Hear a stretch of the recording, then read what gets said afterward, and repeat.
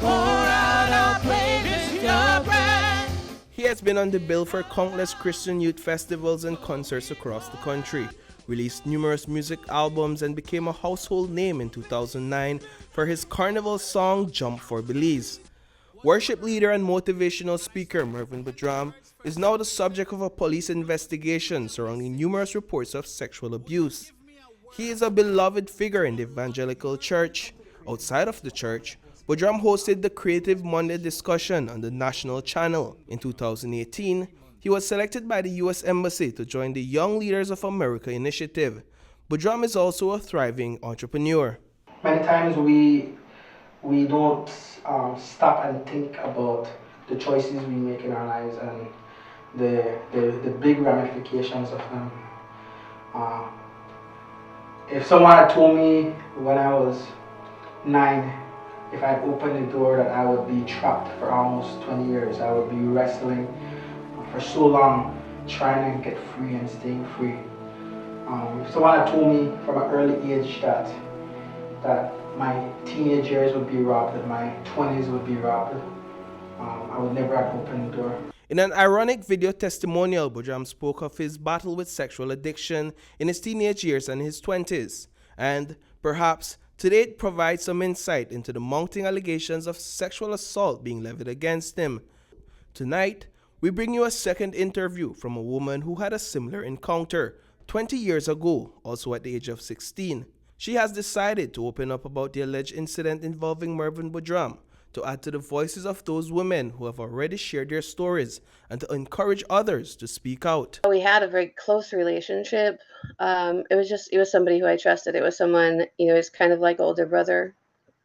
And I cared about Mervin very much. I looked up to Mervin. And so on this particular day, he had come to visit at my house. I was living in Belmopan, and we were hanging out for later, and so my parents had said that he could stay the night instead of having to go back to Dangriga that night. He was sleeping in a room that was across the hallway from where my bedroom was.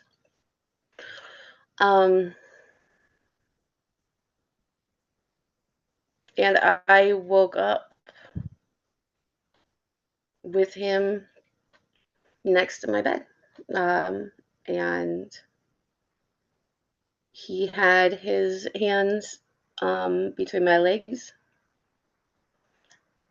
inside of my clothes, on my breasts. He was kissing me. He didn't know at first that I was awake because I was kind of like, I didn't know what to do. When I did, let him know I was awake and tell him, he did stop. Floto alleges that though he stopped, Budram kept trying to convince her to come with him back to the room where he was sleeping. She says that she finally convinced him to leave the room after telling him that her parents would hear them and that they would both be in trouble. She says hours before that encounter, they had prayed together.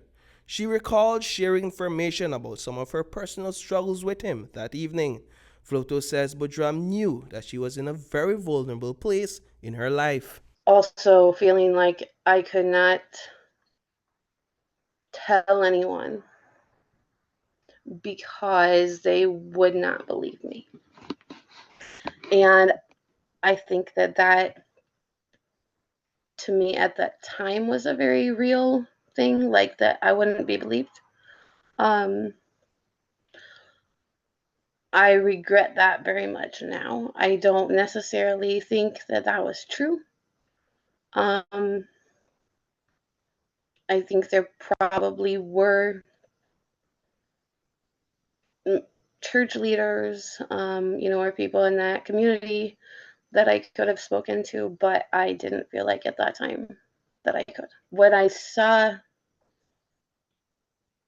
what Rebecca had posted, I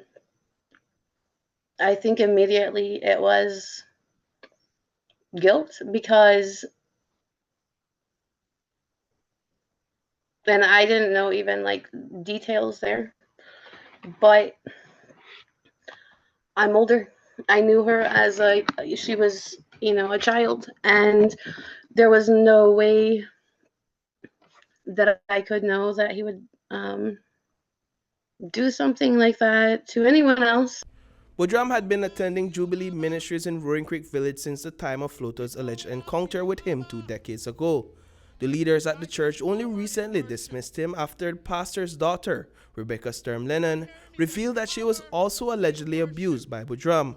On Sunday night, Jason Twist, an elder in the church, shared with his congregation that upon learning of Rebecca's encounter, they immediately launched an investigation. That investigation revealed that this was not an isolated incident. We pledge our unconditional support, which included encouraging victims to take necessary action as they deemed fit. Police reports have been filed, and it is our understanding that the reports are now with the DPP, right? As a ministry, we want to be, categorically clear that we do not condone or tolerate any form of abuse. Many are now asking if the church launched its own investigation and found out that there were others with similar stories, why they didn't immediately report the matter to the Belize Police Department. We reached out to Pastor Scott Stirm for comments, and he informed us that he is out of the country. I didn't speak out because I wanted to punish or see.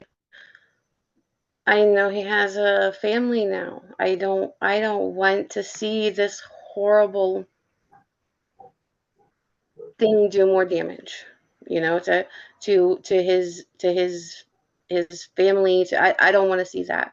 For me, I do believe there needs to be accountability. I would like to see him come forward. I would like to see him admit to that and take responsibility for that, and for the women who are, if there is a legal